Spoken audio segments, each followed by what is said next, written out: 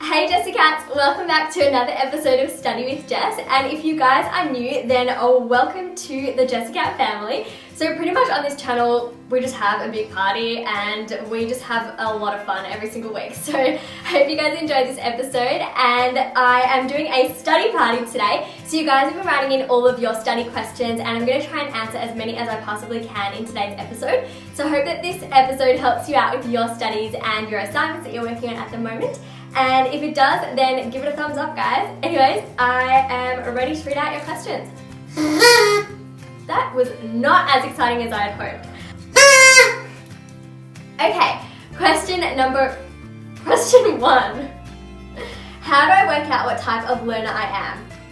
Alright, so I think it's a really good question because there are a whole bunch of ways that we can study and everyone learns best differently. So I think I mentioned before, I'm a visual learner. I learn best through sight, so I color coordinate my notes most of the time. That's the thing that helps me. But really a good way to figure out what kind of learner you are is just to try out a few different ways of studying.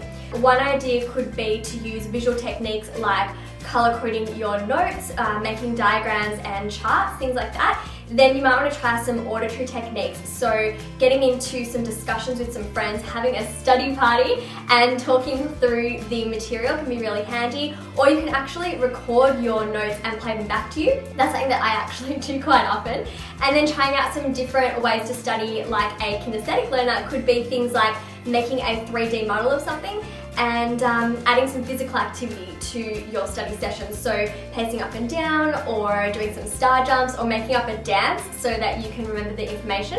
And then there's your read and write learners as well. So some other ways that you can study would be to write out your notes repeatedly so that the information sinks in, or to read through your notes over and over again, reading the information in different ways as well. So the internet could be a really good resource for you, and then looking at the same topic in your textbook as well as your class notes and any other useful resources like articles that you might find. And yeah, I think that it's just really handy to try out all these different styles and then see what works best for you. But it's also really important to remember that just because majority of the time perhaps visual techniques will work for you and your study sessions, it doesn't mean that you only want to stick to visual techniques, because ultimately you want to add some variety or variation into your study sessions as well and mix things up. So I guess just try out a few different variations for studying and then see what works for you. Okay, question 2. My teacher won't tell us what's in our class exams. How do I know what to make my notes on? So it can be really handy if you're talking about making your exam summary notes, then thinking back to when you were in class and having to think back to what your teacher spent the most time on in class, what they seem to emphasize. So if they're emphasizing that you really should be paying attention to a particular diagram or thing that they've written on the board, then I would definitely be making sure that that would be in your notes as well. But the other thing that can be really handy is if you can access your class content or your course outline actually online. If you're at university or college, it can be really useful to look at the main topics that are covered every week and then make sure that your notes are, I guess, tailored to those topics so that you're not going off track and that you're paying the most attention to what's most likely going to be on your exam. Next question. What's your favorite school hack at the moment? Okay, so I have a lot of favorite school hacks. I actually spend a lot of time on YouTube just watching other people's school hack videos or back to school hacks.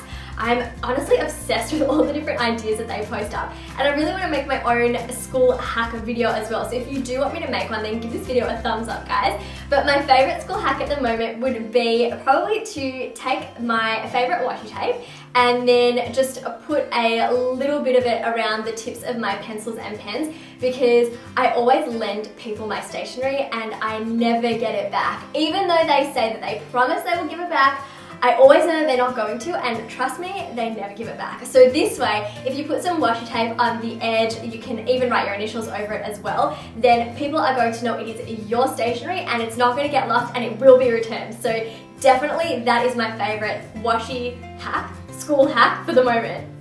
When is the best time to study?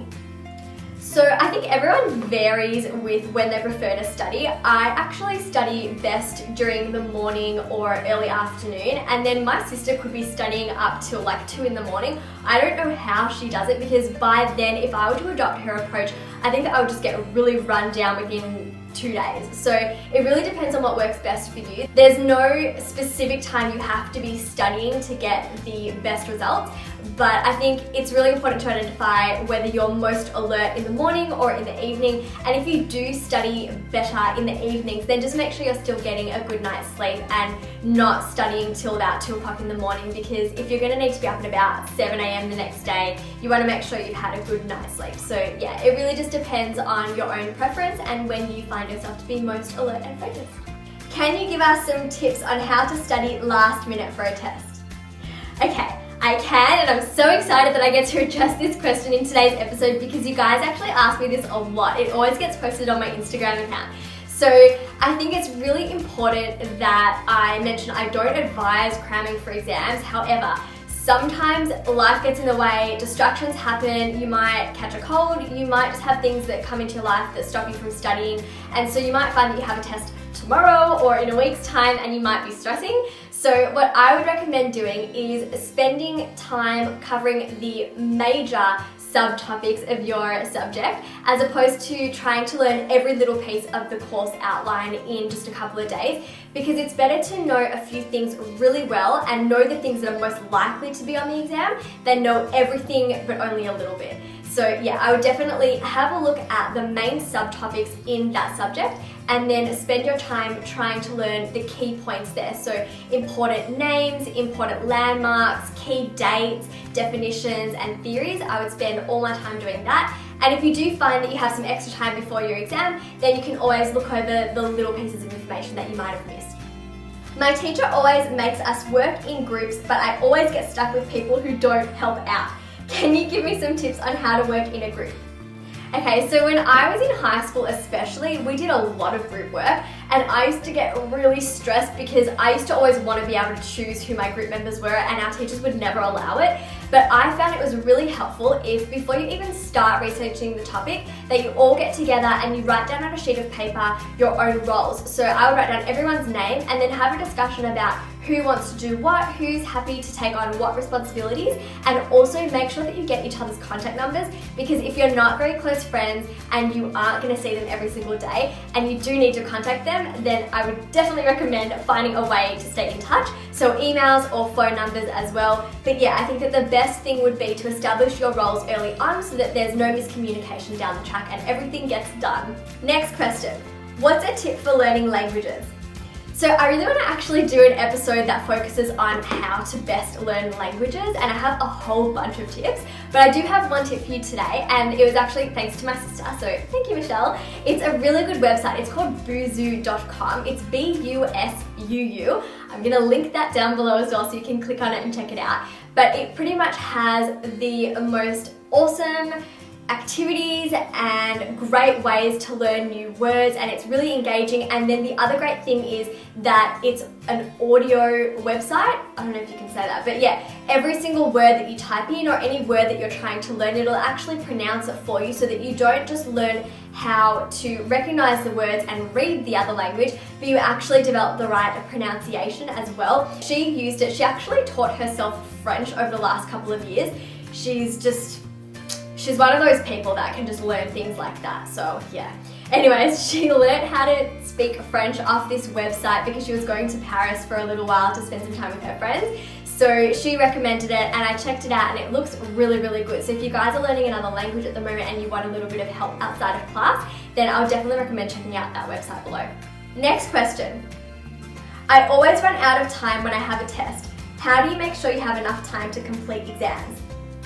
Okay, so I think it can be really helpful. Most often you'll have reading time before an exam where you're not actually allowed to pick up a pen or write anything down. So during that time, it can be really good to look through all of the questions and see how many marks are being attributed to each question, because the more marks that a question is worth, then the more time you should be spending on those questions as opposed to the other ones.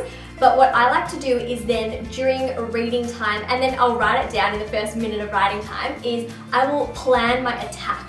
I will get ready for my exam and I will have a plan of attack, guys. I'm gonna get into that exam and I'm gonna finish it on time and I'm gonna ace it, and yeah, I'm feeling motivated.